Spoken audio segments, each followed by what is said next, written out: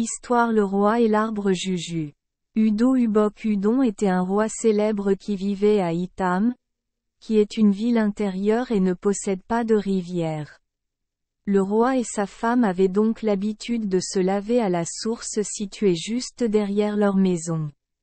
Le roi Udo avait une fille, qu'il aimait beaucoup et qu'il prenait soin d'elle avec le plus grand soin, et elle devint une belle femme. Depuis quelque temps, le roi était absent de sa maison et n'était pas allé à la source depuis 2 ans. Lorsqu'il se rendit à son ancien endroit pour se laver, il découvrit que l'arbre Idem Juju avait poussé tout autour de l'endroit et qu'il lui était impossible d'utiliser la source comme il le faisait auparavant. Il appela donc 50 de ces jeunes hommes pour qu'ils apportent leurs matchets, couteaux, et abattent l'arbre. Ils commencèrent à couper l'arbre, mais cela n'eut aucun effet, car dès qu'ils coupèrent l'arbre, celui-ci se referma. Ainsi, après avoir travaillé toute la journée, ils découvrirent qu'ils n'y avaient laissé aucune impression. Lorsqu'ils revinrent la nuit, ils dirent au roi qu'ils n'avaient pas pu détruire l'arbre. Il fut très en colère en entendant cela et se rendit le lendemain matin à la source, emportant son propre matchet avec lui. Lorsque l'arbre Juju vit que le roi était venu lui-même et commençait à essayer de couper ses branches, il fit entrer un petit éclat de bois dans l'œil du roi. Cela causa une grande douleur au roi. Alors il jeta son matchet et retourna chez lui. Cependant, la douleur s'est aggravée et il n'a pu ni manger ni dormir pendant 3 jours. Il envoya donc chercher ses sorciers et leur dit de tirer au sort pour savoir pourquoi il souffrait tant. Après avoir tiré au sort, ils décidèrent que la raison était que l'arbre Juju était en colère contre le roi parce qu'il voulait se laver à la source et avait essayé de détruire l'arbre. Ils dirent alors au roi qu'il devait prendre 7 paniers de mouches, une chèvre blanche, un poulet blanc et un morceau de tissu blanc, et en faire un sacrifice afin de satisfaire le Juju. Le roi fit cela, et les sorciers essayèrent leur lotion sur les yeux du roi, mais la situation devint de pire en pire. Il renvoya ensuite ses sorcières et en obtint un autre.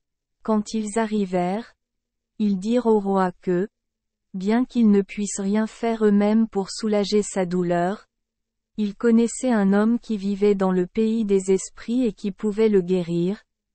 Alors le roi leur dit de l'envoyer chercher immédiatement, et il arriva le lendemain. Alors l'homme spirituel dit, « Avant que je fasse quoi que ce soit à ton œil, que vas-tu me donner ?» Alors le roi Udo dit, « Je te donnerai la moitié de ma ville avec ses habitants, ainsi que 7 vaches et de l'argent. » Mais l'homme spirituel refusa d'accepter l'offre du roi. Comme le roi souffrait tellement, il dit, « Fixe ton propre prix, et je te le paierai. » L'homme spirituel dit donc que la seule chose qu'il était prêt à accepter comme paiement était la fille du roi.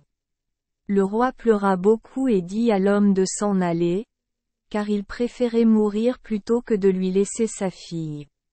Cette nuit-là, la douleur fut pire que jamais, et certains de ses sujets supplièrent le roi d'envoyer chercher à nouveau l'homme spirituel et de lui donner sa fille, et lui dire que lorsqu'il se rétablirait, il pourrait sans aucun doute avoir une autre fille, mais que, s'il est mort maintenant, il perdrait tout.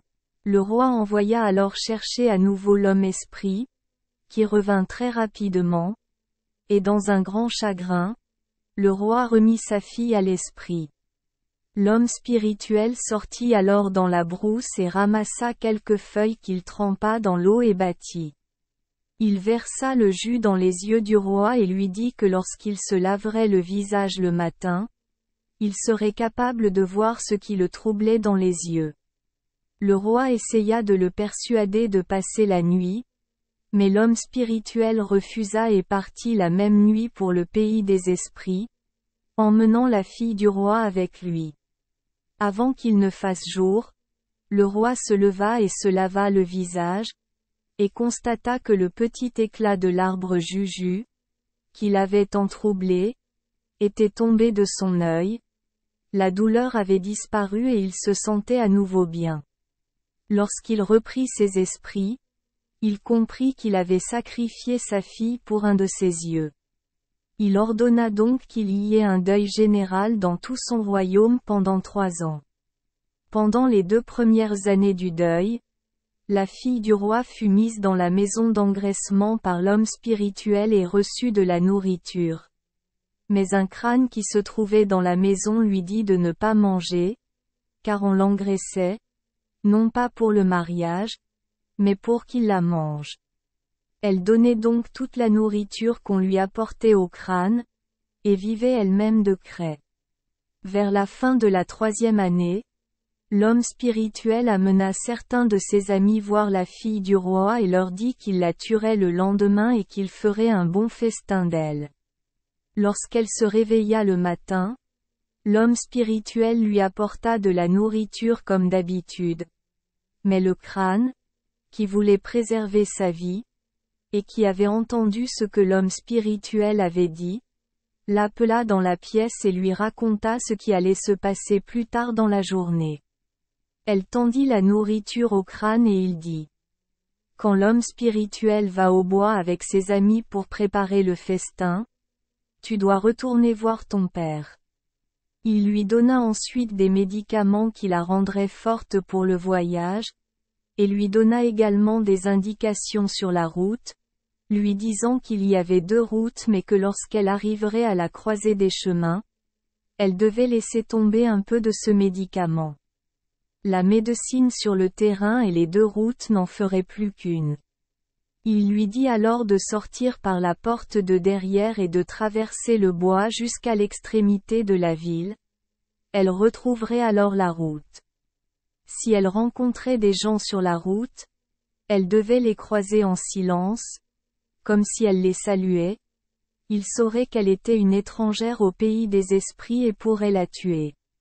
Elle ne devait pas non plus faire demi-tour si quelqu'un l'appelait, mais elle devait continuer tout droit jusqu'à ce qu'elle atteigne la maison de son père. Après avoir remercié le crâne de ses aimables conseils, la fille du roi partit, et lorsqu'elle arriva au bout de la ville et trouva la route, elle courut pendant 3 heures, et arriva enfin aux embranchements. Là, elle laissa tomber le médicament, comme on lui avait dit, et les 2 routes ne firent immédiatement qu'une. Elle continua donc tout droit et ne salua personne ni ne revint en arrière, bien que plusieurs personnes l'appelèrent. À peu près à cette époque, l'homme spirituel était revenu du bois et se rendit à la maison, seulement pour découvrir que la fille du roi était absente. Il a demandé au crâne où elle était et il a répondu qu'elle était sortie par la porte arrière, mais il ne savait pas où elle était allée. Cependant, étant un esprit, il devina très vite qu'elle était rentrée chez elle. Alors il le suivit le plus vite possible, en criant tout le temps. Lorsque la jeune fille entendit sa voix, elle courut aussi vite qu'elle le put et arriva enfin à la maison de son père, et lui dit de prendre immédiatement une vache, un cochon, un mouton, une chèvre, un chien, un poulet et 7 œufs, et les couper en 7 parts comme sacrifice, et les laissa sur la route, de sorte que lorsque l'homme spirituel verrait ces choses, il s'arrêterait et n'entrerait pas dans la ville. Le roi le fit aussitôt et fit le sacrifice comme sa fille le lui avait dit. Lorsque l'homme spirituel aperçut le sacrifice sur la route, il s'assit et commença aussitôt à manger. Lorsqu'il eut satisfait son appétit, il emballa le reste et retourna au pays des esprits, ne se souciant plus de la fille du roi. Lorsque le roi vit que le danger était passé, il frappa du tambour et déclara qu'à l'avenir, lorsque les gens mourraient et iraient au pays des esprits, ils ne devraient plus revenir sur terre en tant qu'esprit pour guérir les malades. Merci les enfants des Esperluette Croisillon 39. Avoir écouté des contes de fées au jour Esperluette Croisillon 39. 8.